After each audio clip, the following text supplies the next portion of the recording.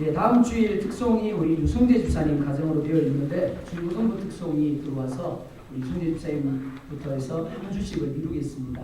그렇게 준비해 주시면 좋겠습니다. 다음 주에는 우리 중고등부에서 특송을 하나님 앞에 영광 돌리겠습니다. 32장 21절로 32절에 있는 말씀 우리 교독하겠습니다. 구약성경 50면이 되겠습니다.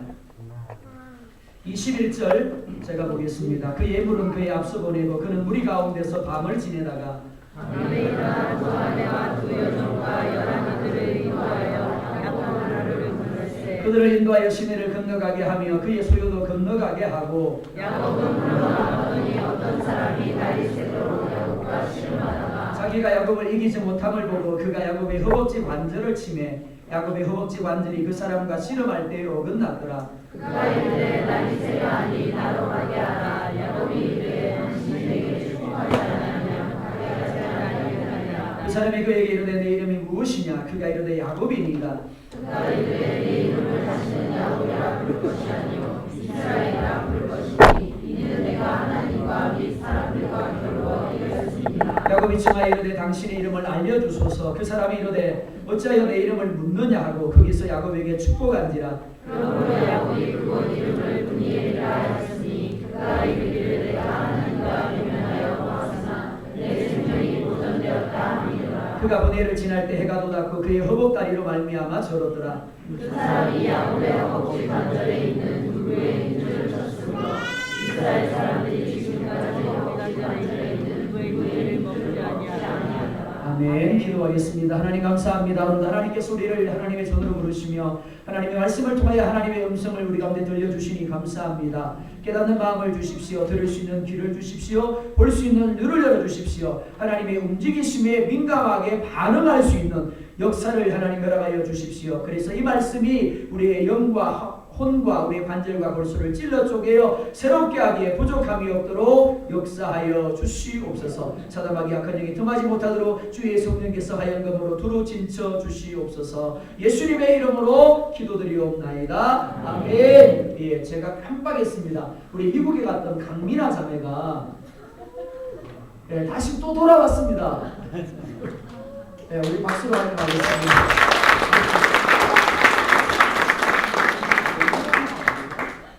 그 사연을 이야기하면 참 길고요. 어쨌든 간에 돌아와서 우리 농아 올림픽을 인솔해서 참여를 하고요. 또 장애인 올림픽을 또 준비해서 참여를 하게 될 겁니다. 위에서 또 기도해 주시기 바랍니다.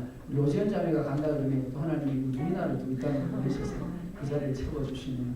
자, 우리 제목을 같이 한번 읽어보겠습니다. 시작. 온전한 이스라엘이 되도록. 예, 온전한 이스라엘이 되도록 혹은 온전한 이스라엘이 될 때까지라는 제목으로 하나님의 말씀 증가하도록 하겠습니다. 살아가노라면 뜻밖의 고난을 만날 때가 있습니다.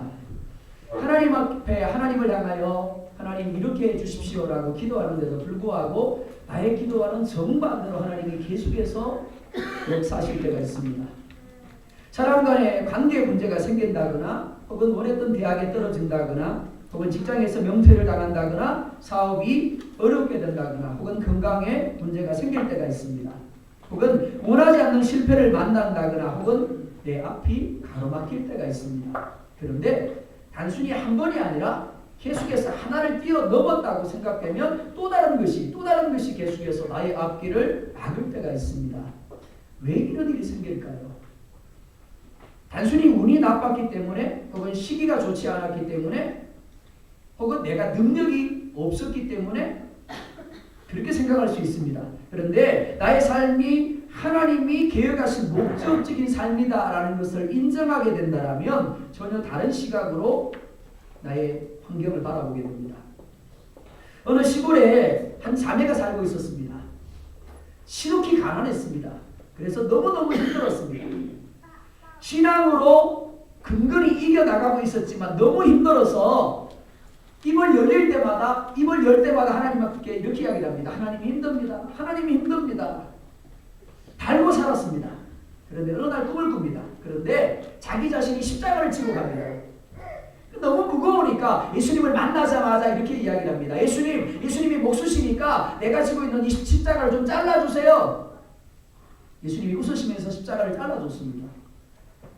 그리고 좀 더 걸어가니까 역시 무겁다라고 느껴져서 예수님이 사도들에게 또 이렇게 이야기를 합니다. 예수님 또 좀 잘라주세요. 계속해서 조금 가고 자르고 계속해서 조금 가서 자르고 그렇게 가다가 어느 날 요단강에 이르게 되었습니다. 자기와 함께 갔던 수많은 사람들이 자신이 지고 왔던 십자가를 요단강에 걸쳐서 다리 삼아서 건너갑니다. 그런데 자기가 지고 왔던 십자가를 아무리 요단강에 걸쳐 놓을래야 걸칠 수가 없습니다. 왜요? 너무 많이 잘라버렸기 때문입니다. 근데 예수님이 이렇게 말씀을 합니다. 아무든지 나를 따라오려거든 자기를 부인하고 자기 십자가를 지고 나를 따르십니다. 어떤 사람도 고난을 좋아할 사람은 없습니다. 이는 그리스도인도 마찬가지입니다. 목사인 저도 마찬가지입니다. 그런데 그리스도인의 삶 속에서 고난은 반드시입니다. 필수입니다. 왜냐하면 고난을 통해서만 비로소 우리 자신이 부인되고 하나님이 원하시는 사람으로 만들어지기 때문입니다. 성경이 말씀하는 기독교의 중심은 하나님 나라의 회복입니다. 사람은 평생 불행의 짐을 지고 살아갑니다. 그러다가 죽습니다. 그 이유는 하나님을 주인으로 인정하지 못하는 죄 때문입니다. 따라서 사람이 가진 근본적인 문제를 해결하기 위해서는 철저하게 자기 자신이 부인되고 하나님을 주인으로 인정할 수 있어야만 하는 겁니다. 그런데 문제는 이 일이 결코 쉬운 일이 아니라는 겁니다. 토기장이가 토기를 만듭니다. 첫 번째 해야 될 것이 무엇일까요? 좋은 흙을 찾는 겁니다. 좋은 황토 흙을 찾아서 그 황토 흙을 가지고 이깁니다. 물을 부어서 진흙입니다. 좋은 토기를 만들려고 하면서 나쁜 흙을 사용하는 토기장에는 없습니다. 이는 아예 실패하겠다라고 그저 그런 토기를 만들겠다고 하는 것과 똑같은 겁니다. 그런데 하나님은 가장 좋은 토기를 만들겠다라고 하시면서 가장 나쁜 흙을 사용하십니다. 로마서 5장을 보면 이렇게 말씀을 합니다. 우리가 아직 연약할 때, 우리가 아직 죄인 되었을 때, 우리가 아직 원수 되었을 때 하나님 편에서 볼 때 우리는 별로 좋지 않은 흙이 아니라 아주 나쁜 흙입니다. 토기로는 결코 사용할 수 없는 흙입니다. 그런데 하나님은 그런 우리를 선택하시고 그런 우리로 좋은 토기를, 그것도 최고의 토기를 만들겠다고 하시는 겁니다. 여기서 우리가 생각해야 될 것이 무엇이고 하면 아무리 전능하신 하나님이라고 할지라도 아주 질 나쁜 흙을 가지고 가장 좋은 토기를 만든다는 것 결코 쉬운 일이 아니라는 겁니다. 왜냐하면 우리에게 있는 원죄의 본성이 죽어도 못 변해라고 똥꼬집을 피우기 때문입니다. 죽어도 자기 자신이 옳다고 생각하게 하기 때문입니다. 이를 위하여 하나님이 하신 첫 번째 작업이 무엇인가 하면 그 아들 독생자 예수를 십자가 위에서 죽게 하시는 겁니다. 왜요? 우리 안에 있는 도끼를 제거하기 위함입니다. 나빠도 너무 나쁘기 때문에 그 흙 속에 있는 도끼를 먼저 제거하시는 겁니다. 하지만 이는 본질적인 작업일 뿐이고 여전히 흙 속에 도끼가 남아 있습니다. 질 나쁜 상태 그대로입니다. 이를 위해서 두 번째 하나님이 하시는 작업이 무엇인가 하면 하나님의 말씀을 듣게 하시는 겁니다. 그럼 세 번째가 뭘까요? 말씀을 듣게 하고 듣게 하는데도 불구하고 안 되니까 그 도끼가 빠지지 않으니까 어떻게 하시더라고요? 고난을 주시는 겁니다. 고난을 통해서 여전히 우리 안에 떠나가려고 하지 않는, 빠져나가려고 하지 않는 도끼들을 빼내시는 겁니다. 이는 야곱도 마찬가지입니다. 야곱의 삶의 여정을 보면서 우리가 관심 있게 보아야 할 것은 야곱이 어떻게 했더라가 아닙니다. 하나님이 어떻게 야곱을 하나님이 원하시는 사람으로 만들어 가시는가 하는 겁니다. 그래야만 내 삶에서 똑같은 상황, 똑같은 환경을 만났을 때 이렇게 고백할 수 있습니다. 아, 하나님이 나도 만들어 가시는구나. 하나님이 내 안에 있는 도끼들을 빼내시고 있구나 라고 고백할 수 있게 되는 겁니다. 야곱이 형 에서를 피하여 외삼촌 라반의 집으로 도망합니다. 그리고 20년이 지나서 이제는 외삼촌 라반을 피하여 가나안으로 도망을 합니다. 가나안으로 돌아가는 야곱의 걸음은 결코 자기 자신이 돌아가고 싶어서 돌아가는 걸음이 아닙니다. 라반과 그의 아들들의 눈빛이 달라져서 그냥 있다가는 어떻게 될 것 같으니까 어쩔 수 없이 도망하는 겁니다. 야곱은 야복에서 1박 2일 동안 20년 전에 자신이 행한 그 일로 인하여 발생한 에서와의 관계의 문제를 해결하려고 애쓰고 있습니다. 야곱은 에서와의 관계 회복을 위하여 그가 할 수 있는 모든 것을 다 합니다. 하지만 여전히 야곱에게 남은 문제가 있습니다. 그게 뭘까요? 여전히 그 안에 토끼가 남아있다라는 겁니다. 토끼가 빠져나가지 않은 상태이기 때문에 그 상태로는 야곱이 가나안에 들어갈 수가 없다라는 겁니다. 여전히 자기중심적입니다. 여전히 인간적입니다. 그러니까 하나님이 주신 약속의 계승자로서 합당하지 않은 겁니다. 그가 하나님의 약속의 계승자가 되기 위해서는 야곱을 깨뜨리고 뭐가요? 이스라엘로 다시금 태어나야 되는 겁니다. 그래서 오늘 21절로 23절을 보면 이렇게 말씀을 하고 있습니다. 같이 보겠습니다. 시작. 그의 앞서 보내고 그는 우리 가운데서 밤을 지내다가 밤에 일어나 두 아내와 두 여종과 열한 아들을 인도하여 야곱 나루를 건널세 그들을 인도하여 시내를 건너가게 하며 그의 소유도 건너가게 하고. 아멘. 에스가 400인과 함께 자신을 만나러 온다는 소식을 들은 야곱은 심히 답답해하고 심히 두려워합니다. 그래서 소유물을 두 대로 나누어서 한 대를 치면 한 대가 피하리라 그렇게 생각을 합니다. 뿐만이 아니죠. 에스에게 예물을 보냅니다. 에스에게 예물을 보내는데 무려 550마리의 예물을 보냅니다. 그리고 하나님 앞에 기도합니다. 11절 보면 그가 기도한 내용을 이렇게 말씀을 하고 있습니다. 같이 보겠습니다. 시작. 내가 주의 양보하오니 내 형의 손에서 에서의 손에서 나를 먼저 내시옵소서. 내가 그를 두려워함은 그가 와서 나와의 천사를 주실까 겁이다기 때문이니이다. 아멘. 야곱이 원하는 것이 무엇입니까? 자신을 죽이려고 하는 에스의 손에서 구원해 주시는 겁니다. 하나님이 이 상황을 통해서 자신에게 의도하시는 것이 무엇인지 관심이 없습니다. 단지 이 상황에서 벗어나기만을 원할 뿐입니다. 사실 우리의 모습도 다르지 않습니다. 우리는 하나님의 신실하시다라고 고백을 합니다. 하나님이 모든 것을 합력하여 선을 이루십니다라고 고백을 합니다. 그렇다고 한다면 오늘 나를 둘러싸고 있는 고난이라는 그 상황조차도 합력하여 선을 이루시는 하나님의 과정인 겁니다. 그렇다면 우리가 하나님 앞에 어떻게 기도해야 될까요? 하나님, 이 상황이 내게 주는 의미가 무엇입니까? 내가 하나님 앞에 어떻게 반응해야 되겠습니까? 그것을 내게 알게 해주십시오라고 기도해야 맞는 겁니다. 그러나 야곱도 그렇고 우리도 그렇고 상황을 만나게 될 때 내 삶에 하나님의 나라가 온전히 임하게 해달라거나 혹은 하나님이 원하시는 사람으로 온전히 세워지게 해달라고 기도하지 않습니다. 단지 급한 물을 끄는 데만 관심이 있을 뿐입니다. 하나님은 우리를 다윗과 같은 복의 통로가 되는 자리로 이끌어가기를 원하십니다. 하지만 우리는 단지 현재 우리로 하여금 골치 아프게 만드는 것, 단지 우리를 힘들게 하는 것, 우리를 고통스럽게 하는 것, 그것으로부터 벗어나면 그만이다라고 생각을 하는 겁니다. 야곱의 모습이 바로 그것을 우리 가운데 보여주고 있습니다. 예물을 앞서 보낸 야곱은 무리 가운데 밤을 지내고 있습니다. 그러다가 갑자기 밤에 일어나 두 아내와 두 여종과 열한 아들을 인도하여 야곱과 나루를 건너게 합니다. 사실 야곱은 결코 서두를 이유가 없습니다. 왜요? 빨리 가면 빨리 갈수록 에서에게 죽을 시기가 빨라지는 겁니다. 그러니까 늦게 가면 늦게 갈수록 좋은 겁니다. 밤이 이미 깊었기 때문에 충분히 잠을 자고 다음날 아침에 일찍 나루를 건너는 것이 상식입니다. 그런데 지금같이 어두운 밤에 아무것도 보이지 않는 그 밤에 야곱은 굳이 두 아내를 흔들어 깨웁니다. 아들들을 흔들어 깨웁니다. 그리고 그들을 인도하여 나쁜 나루를 건넙니다. 그리고 소유도 건너가게 합니다. 야곱이 왜 이렇게 했는지는 오늘 성경이 말하고 있지 않습니다.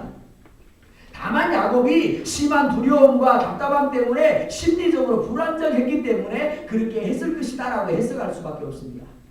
그리고 24절 보면 이렇게 말씀을 합니다. 24절을 봅니다. 시작. 야곱은 홀로 남았더니 어떤 사람이 다윗에게 들어오려고 실망하다가. 아멘. 야곱이 홀로 남았더라라고 말씀을 합니다. 분명히 야곱의 의지로 밤중에 가족과 소유물을 인도하여 나루를 건너가게 만들었습니다. 그리고 야곱이 의지로 혼자 남은 겁니다. 우리가 무언가를 할 때 내가 생각을 하고 내가 선택을 하고 내가 결정을 하는 것처럼 보입니다. 그런데 원문을 보면 홀로라는 단어는 분리되다라는 의미입니다. 그러니까 야곱이 한 것이 아니라 누군가가 그로 하여금 가족들로부터 분리했다라는 의미입니다. 그리고 남다라는 단어를 보면 수동형으로 되어 있습니다. 자기가 원해서가 아니라 타인에 의해서 그가 그렇게 되어졌다라는 겁니다. 원문대로 풀이하면 이런 의미입니다. 야곱이 어떤 이유로 가족들을 건너가게 하자마자 즉시 분리되어져서 즉시 혼자 남겨졌다. 그리고 즉시 어떤 사람이 찾아와서 갑자기 씨름을 하기 시작했다. 이렇게 됩니다. 그러니까 야곱이 가족으로부터 분리되어서 혼자 남겨진 것은 어떤 사람이 야곱과 씨름하기 위한 것임을 알 수가 있습니다. 마찬가지예요. 내가 어떤 상황 가운데 머무르고 있는데 내가 선택했단 말이에요. 내가 결정했단 말이에요. 근데 실제로는 뭐라고요? 하나님이 수동형으로 내게 그렇게 역사하셨다라는 겁니다. 혼자 남겨진 야곱이 씨름합니다. 그런데 씨름하다라는 말을 원문에서 보면 씨름하다라는 의미 외에 맞붙어 싸우다라는 의미도 있습니다. 그러니까 그냥 씨름이 아닙니다. 너 나하고 씨름 한번 해볼래? 이게 아니에요. 목숨을 건 싸움을 하는 겁니다. 고대에는 씨름에서 지게 되면 그 사람이 종이 됩니다. 평생 그 사람이 종이 되어서 그 사람이 요구하는 대로 살아야 되는 겁니다. 그러니까 방문자가 주인이 되느냐 야곱이 주인이 되느냐의 싸움인 겁니다. 사실 이 싸움 속에 그리스도인의 삶의 평생이 들어가 있습니다. 즉 성화의 과정이 바로 이 안에 들어가 있는 겁니다. 하나님을 주인으로 하느냐 아니면 원죄의 본성을 따라 사느냐의 영적 전쟁을 상식적으로 보여주고 있는 것이 씨름인 겁니다. 이 싸움은 결코 야곱이 의도한 싸움이 아닙니다. 방문자가 계획을 했고 방문자가 의도한 싸움입니다. 그래서 씨름하다 역시 수동형으로 되어 있습니다. 사람에게 있어서 익숙함은 하루아침에 이루어지는 것이 아닙니다. 평생토록 생각과 말과 행동과 습관이 반복되어져서 굳어진 겁니다. 신기합니다.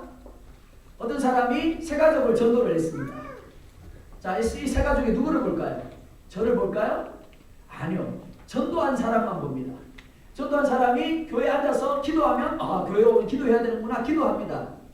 그 사람이 뒤에 앉으면 앞에 가면 큰일 나는 줄 알아요. 세 가족도. 그래서 꼭 뒤에 앉습니다. 네. 그 사람이 예배 시간에 성경을 뒤적거리면 그 사람도 자동적으로 성경을 뒤적거려요. 그분이 신앙생활하는 게 1년이 되고 10년이 됩니다. 어떻게 될까요? 똑같습니다. 마치 꽃비하는 것처럼 그 사람하고 똑같이 하는 거예요. 그 사람이 기도하는 것처럼 기도하고 그 사람이 성경 보는 것처럼 성경 보고 그 사람이 예배하는 것처럼 예배하고 그 사람이 늦게 오는 사람이라면 신기하게도 세 가족은 꼭 늦게 옵니다. 그게 뭐라고요? 습관이에요. 그게 바뀔까요? 잘 안 바뀌어요. 바뀌기는 바뀌는데 잘 안 바뀌어요. 제가 계속 잔소리 하잖아요. 예배 5분 전에 오세요. 예배 5분 전에 오세요. 오셔서 미리 기도로 준비해 주세요. 그리고 이렇게 해주세요. 이렇게 해주세요. 되더라고요? 잘 안 돼요. 생각 안 할까요? 생각해요. 일찍 가야지 싶은데 잘 안 되는 거예요. 저희 집에서도 늘 그래요. 보면 저는 막 서두르는데 누군가는 꼭 늦어요. 서두른다고 하는데도 보면 늦더라고요. 그렇게 되는 겁니다. 그러니까 야곱 역시 마찬가지예요. 바뀌기가 쉽지 않습니다. 마치 무엇과 같은가 하면 제가 시골에 있었잖아요. 이 봄이 되면 땅을 갈아엎어야 되는데 땅이 굳어있다 보니까 사고로 안 돼요. 곡괭이로 안 돼요. 요즘은 뭘로 하는가 하면 포크레인으로 합니다. 그러다 보니까 포크레인으로 땅을 이렇게 파서 뒤엎는 겁니다. 우리의 마음도 마찬가지입니다. 그만큼 새롭게 하기가 쉽지 않습니다. 하지만 새롭게 되어야 합니다. 갈아엎어져야 합니다. 하나님은 반드시 갈아엎어야 말 것입니다. 왜요? 그렇게 해야 하나님 원하시는 사람이 되고 그렇게 해야 복의 사람이 될 수 있기 때문에 그렇습니다. 방문자 야곱의 씨름은 밤이 새도록 끝이 나지 않습니다. 무슨 말입니까? 야곱의 마음이 그만큼 강했다라는 겁니다. 굳어 있었다라는 겁니다. 죽어도 못 변해 그랬다라는 겁니다. 누구처럼요? 바로 나처럼요. 분명히 엎치락 뒤치락 했을 겁니다. 그래서 25절을 보면 이렇게 말씀을 합니다. 25절 같이 보겠습니다. 시작. 자기가 야곱을 이기지 못함을 보고 그가 야곱의 엎친 한절을 치매 야곱의 엎친 한절이 그 사람과 시름할 때에 어긋나더라. 아멘. 자, 자기가 야곱을 이기지 못함을 보았더라 라고 말씀을 합니다. 30절을 보면 방문자가 사람의 몸을 입으신 예수님임을 알 수가 있습니다. 자, 그런데 예수님이 야곱과 씨름해서 어떻게 되었다고요? 이기지 못함을 보았더라 그렇게 말씀을 하고 있습니다. 한 번 예를 들어 보자고요. 저기 뒤에 누가 있는가? 우리 시원이가 있습니다. 자, 우리 시원이가 힘이 셀까요? 약할까요? 예, 힘이 세죠. 공 차는 거 보면 힘이 되게 셉니다. 근데 시온이하고 저하고 씨름을 합니다. 누가 이길까요? 성경은 이렇게 이야기를 합니다. 황 목사가 이기지 못함을 보고 웃음이 나오시죠? 그러니까 이 본문을 보면서 여러분들이 그렇게 웃으셔야 되는 거예요. 예수님이 야곱과 씨름을 했는데 예수님이 자기가 야곱을 이기지 못함을 보았더라. 이상한 말씀 아닌가요? 그렇죠? 이해가 잘 안 돼야 맞는 겁니다. 이 말씀의 의미가 무엇일까요? 예수님이 예수님의 힘과 예수님의 능력으로 야곱을 밀어붙인다라면 방심할 필요가 없습니다. 그냥 손가락 하나만 까딱해도 야곱이요 넘어갑니다. 제가 양손 쓸 필요가 있을까요? 시온이하고 씨름하면서 아니요, 손 하나만 해도 넘어집니다. 근데 애기들하고 씨름할 때 어떻다고요? 마치 내가 힘이 없는 것이 넘어가네 시온 이겼네? 이러시잖아요. 왜요? 기 안 죽이려고. 예수님도 똑같은 거예요. 한순간에 야곱을 무너뜨릴 수 있습니다. 그런데 예수님은 수없이 반복해서 참고 있습니다. 인내하고 있습니다. 자비로 반응하고 있는 겁니다. 사랑으로 반응하고 있는 겁니다. 그러니까 마치 예수님이 지는 것과 같은 상황이 만들어지는 겁니다. 우리는 우리의 힘과 우리의 배경으로 싸웁니다. 우리의 지식으로 싸웁니다. 내가 똑똑한데, 내가 잘하는데, 내가 옳은데, 하지만 예수님은 사랑과 자비로 우리와 싸우시는 겁니다. 문제는 야곱이 지는 것을 그 어떤 것보다 싫어하는 사람이고 그로 인하여 결코 치려고 하지 않는다라는 겁니다. 누구도요? 나도요. 방문자가 야곱에게 어떻게 합니까? 야곱의 허벅지 관절을 쳐서 어긋나게 합니다. 방문자가 이렇게 한 이유가 무엇일까요? 허벅지 관절은 하체와 상체를 연결하는 중요한 역할을 하는 뼈입니다. 몸의 중심 부분입니다. 인간의 힘과 인간의 생명의 근원을 상징합니다. 하나님이 이처럼 중요한 뼈를 어긋나게 한 것은 지금까지 자신의 힘과 자신의 능력으로 살아온 야곱을 철저하게 무너뜨리시는 겁니다. 너 이래도 네 힘을 믿을래? 이래도 너의 배경을 믿을래? 이래도 네가 잘났다라고 고집 피울래? 자신의 꾀를 따라 자기 방법만 고집하던 야곱이 오직 하나님만 의지할 수밖에 없도록 만들기 위한 것입니다. 이는 마치 믿던 허벅지 관절 사업장이 무너지는 것과 똑같아요. 사업장이 잘 나갔는데 어느 날 갑자기 사업장이 부도가 나버렸어요. 그래서 그래도 직장에서 인정받는다고 생각을 했는데 아니에요. 명태대상자 명단이 발표됐는데 내 이름이 거기에 딱 들어가 있어요. 뿐만이 아닙니다. 늘 건강관리를 잘하고 운동에 열심을 했기 때문에 자신이 있었는데 어느 날 병원에 갔더니 이렇게 이야기를 합니다. 준비하셔야 되거든요.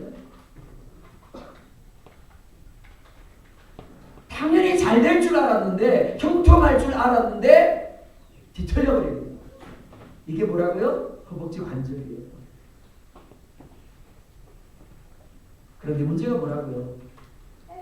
그렇게 허벅지 관절이 어긋났는데도 불구하고 야곱은 여전히 자신의 패배를 인정하지 않았다라는 겁니다. 우리도 마찬가지예요.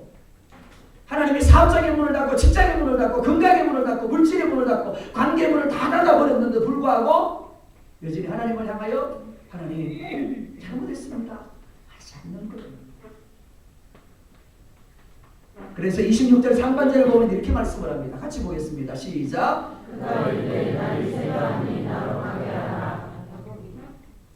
그가 이르되 날이 세려하니 나로 가게 하라 라고 말씀을 합니다.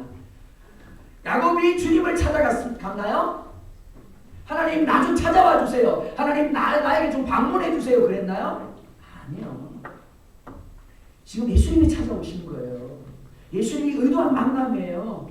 그런데 그 예수님이 어떻게 해요? 떠나가려 하시더라 라고 말씀을 합니다. 왜냐하면 그렇게 예수님이 야곱을 무너뜨리려고 자기를 부인하게 하려고 그렇게 씨름하고 씨름했는데 심지어 허벅지 관절까지 어긋나게 만들었는데도 불구하고 하나님 없으면 나 못 살아요. 하나님 은혜 주세요. 그러지 않더라는 겁니다. 그러니까 예수님이 어떤 액션을 취하더라고요. 마치 두 손 두 발 다 들고 끝나버린 것처럼 포기해버린 것처럼 나 갈래.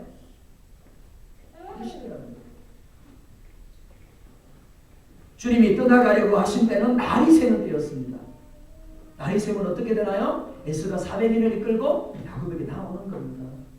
그럼 야곱이 그토록 무서워하고 야곱이 그토록 두려워했던 상황이 벌어질 수밖에 없는 거예요. 그런데 그렇게 되는데도 불구하고 야곱은 여전히 괜찮다, 괜찮다. 내 생각대로 할 거야. 내 고집대로 할 거야. 그렇게 하고 있었다는 겁니다. 그러니까 예수님이 떠나가려고 하실 수밖에 없었던 겁니다. 야곱은 코너에 몰려 있습니다. 하나님의 도우심이 절대적으로 필요한 상황입니다. 그런데도 야곱은 항복하지 않습니다. 여전히 자기 자신을 신뢰하고 의지하는 야곱으로 남아 있으려고 합니다. 그래서 허벅지 반지를 치면서까지 너 자신을 포기하고 나를 신뢰하라고 일깨워 주셨는데도 불구하고 여전히 포기하지 않습니다. 그래서 떠나가시는 거예요. 문제는 야곱만 그런 게 아니라는 겁니다. 사도 바울은 우리를 향해 이렇게 말합니다. 성령을 소멸하시라. 소멸하다라는 말의 의미가 뭐라고 그랬어요? 촛불을 끄다라는 의미라고 그랬습니다.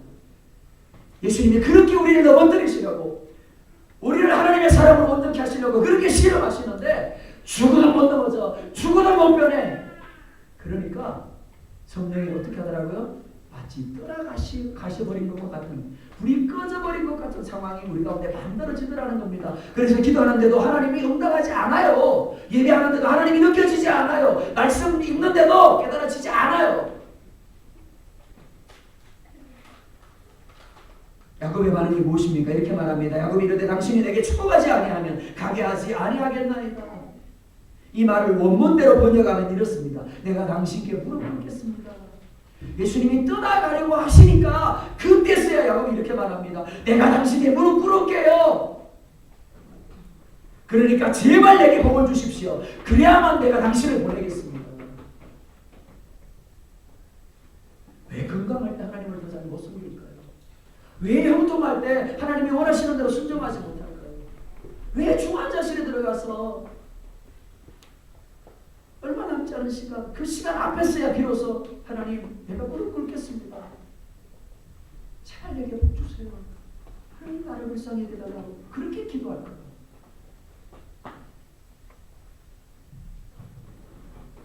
야곱은 내가 아닌 당신 즉 하나님이 축복하셔야, 하나님이 은혜 주셔야 제대로 된 축복, 제대로 된 삶을 살 수 있다고 고백을 합니다. 우리의 문제는 복이 하나님으로부터 말미암다라는 것을 인정하면서도 하나님께 내 삶을 맡기려 하지 않는다라는 겁니다. 하나님의 방식대로 하려고 하지 않는다라는 겁니다. 단지 하나님을 내가 원하는 때 내가 원하는 방식대로 호출해서 사용하려고 하는 겁니다. 하지만 이는 복이 아니라 당하는 것입니다. 하나님은 야곱에게서 이 고백을 듣기 위하여 지금까지 야곱의 삶에 쉼없이 역사하셨습니다. 하지만 야곱은 하나님의 역사를 고백하면서도 쉽게 하나님께 무릎을 꿇으려 하지 않았습니다. 오해하지 마십시오. 야곱이 믿음이 없었던 게 아닙니다. 야곱이 라반의 집에서 아내들을 향해 뭐라 그랬나요? 하나님 나와 함께 하셨고 하나님 내게 복을 주셨다라고. 라반에게도 마찬가지입니다. 당신은 나를 해하려고 했지만, 나를 10번이나 속였지만 하나님이 나와 함께 하셔서 당신의 것을 빼앗아서 내게 주셨다고. 하나님이 내게 축복하셨다라고.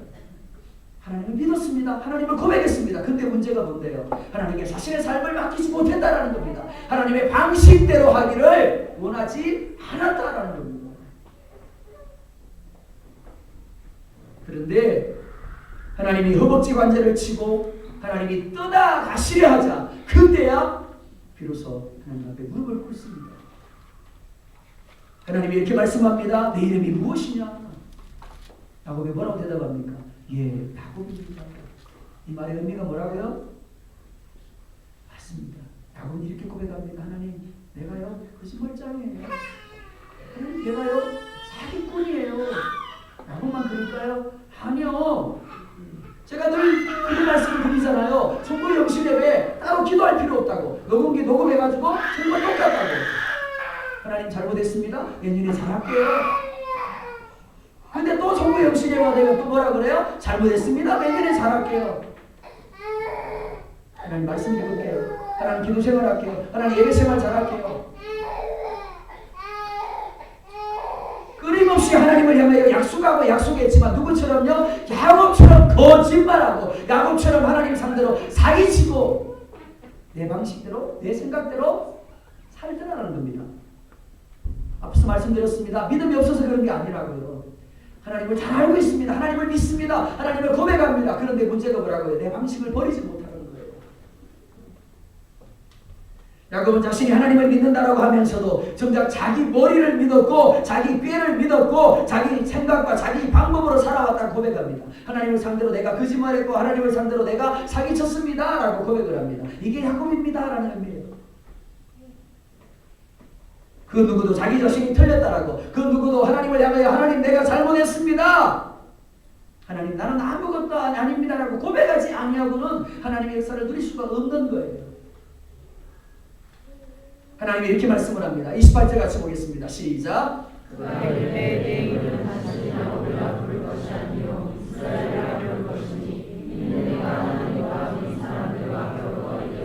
아멘. 이스라엘은 하나님을 뜻하는 엘과 힘을 가지다라는 의미의 사라의 합성을 하고 그랬습니다.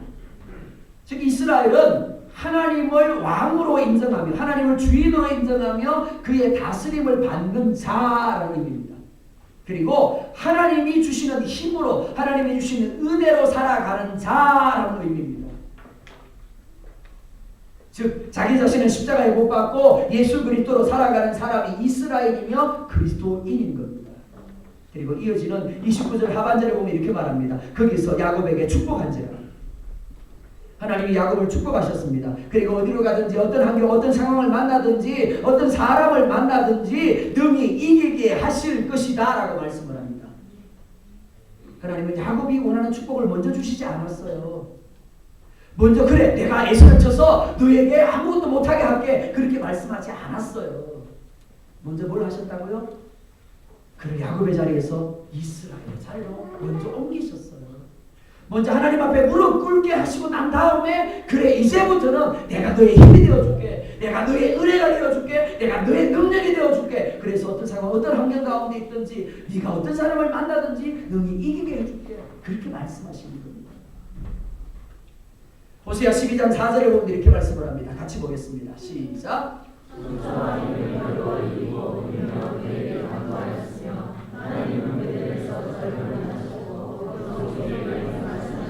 아멘. 뭐 했다고요?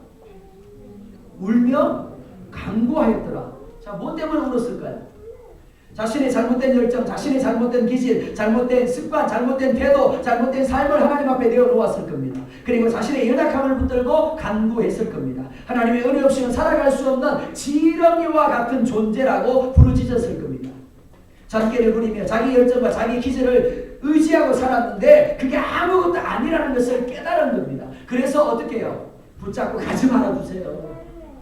가지 말아주세요. 도와주세요.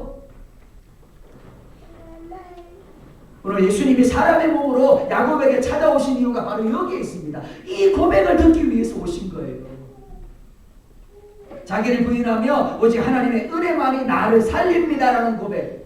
주님이 자기 자신을 부인하고 십자가를 지신 것처럼 나도 나를 부인하고 나의 십자가를 지고 주님의 뒤를 쫓겠다라는 고백. 그 고백을 듣기 위해서 뭐 하셨다고요? 밤새도록 씨름하신 거예요. 우리의 삶에 평생토록 내가 원하지 않는 고난의 자리에 나를 자꾸 데려가시는 거예요. 그렇게 될 때 하나님이 강함이 되어주시고 하나님이 성공이 되어주시고 하늘 문을 열어주시는 겁니다. 사도 바울도 약복강에 머물렀습니다.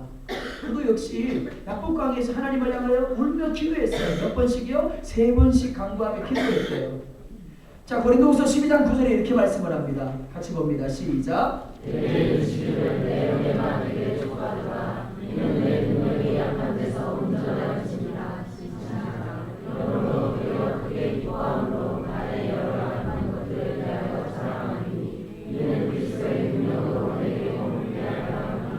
아멘. 바울은 하나님을 향하여 하나님 예수가 오잖아요. 막아주세요. 야곱이 기도한 것처럼 똑같이 기도해요. 그죠? 하나님 가시를 빼주세요. 하나님 이 병 고쳐주세요. 하나님 이 문제 해결해 주세요. 근데 하나님 뭐라고 말씀하세요? 야, 그 가시가 너한테 있어야 이게 유익이 되는 거야. 내 은혜가 너와 함께 하는 거야 라고 말합니다. 나는 힘들다고 그 가시 빼달라고 하는데 그 가시가 빠져버리면 어떻게 된다고요? 하나님의 은혜가 나와 함께 할 수 없대요. 하나님의 힘이, 하나님의 능력이, 하나님의 도우심이 우리와 함께 할 수 없대요. 우리가 뭐가 돼야 된다고요? 내가 여전히 괜찮아. 나는 할 수 있어. 나는 있어라는 야곱이 될 때 하나님은 내 삶에 역사하실 수가 없다라는 겁니다. 내 입은 하나님 도와주세요라고 말하는데 하나님은 야곱이어서는 내 삶 가운데 역사하실 수가 없다라는 겁니다. 내가 나를 비우고 그 문제를 내가 끌어안을 때, 내가 고난의 자리에서 끌어안을 때 하나님 약합니다. 부족합니다. 없습니다. 못합니다. 하나님의 것들로 채워주세요 라고 말할 때 그때 비로소 하나님이 내게 일하시기 시작한다는 겁니다.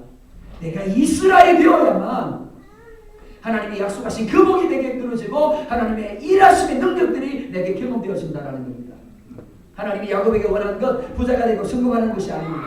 야곱을 통해 하나님이 어떤 분이시며 하나님의 일하심이 어떠함을 드러내기를 원하셨습니다. 그러나 이를 위해서 먼저 야곱은 자기를 부인하고 자신이 원하는 것을 내려놓고 하나님께 믿음으로 반응해야만 했습니다.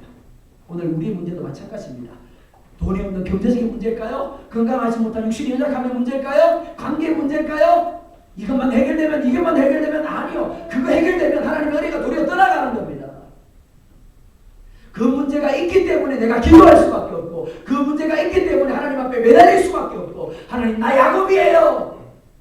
도와주세요. 이스라엘 되게 해주세요. 매달릴 수밖에 없는 거예요. 스스로 약한 자가 되시기 바랍니다. 스스로 저는 자가 되시기 바랍니다. 스스로 부족한 자가 되시기 바랍니다.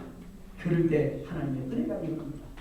하나님의 축복이 임하고 하나님의 능력이 임하고 하나님의 도우시는 역사가 누려지는 겁니다. 그렇게 되기를 주님으로 축원합니다.